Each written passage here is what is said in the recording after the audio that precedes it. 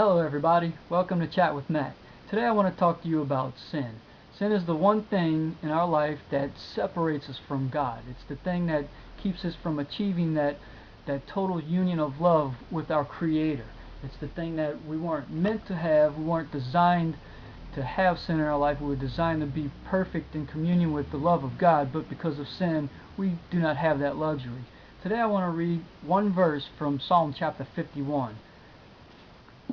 Psalm chapter 51 verse 8. Let me hear joy and gladness, let the bones you have crushed rejoice. This is in response to David's having run amok. He is reaping the consequences.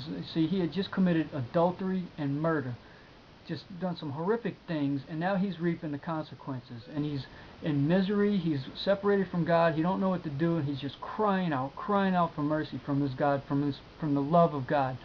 And he mentions, let the bones you have crushed rejoice. Now this is a pretty picture, or not a pretty picture. David, he was drawing upon his past as a shepherd. See, as a shepherd, sometimes there would be one lone sheep who, because of his strong will, would want to run away from the safety of the flock, run away from the safety of the shepherd. And that's why the shepherd had a long staff with a hook on the end. He would reach out and grab him and pull him back in. For the most part, most sheep would comply and come back in, but every now and again he'd have one sheep that was very strong-willed and want to run amok and do his own thing. Those are the sheep that he would have to go after, and what he would do is break their leg, crush their bone, so that he could take that sheep, and I have a prop here, this is actually Kenny, and put that sheep around his neck. You may have seen visions of this in biblical pictures of the shepherd holding the sheep around their neck. This is not because they want to carry a sheep. This is because that sheep had run amok, and the shepherd had to break its leg, put it around its neck, thus rendering that sheep totally reliant on the shepherd. Totally reliant on the safety of the shepherd. Now, as that shepherd held the sheep and restored its leg back to health, that sheep would become totally reliant.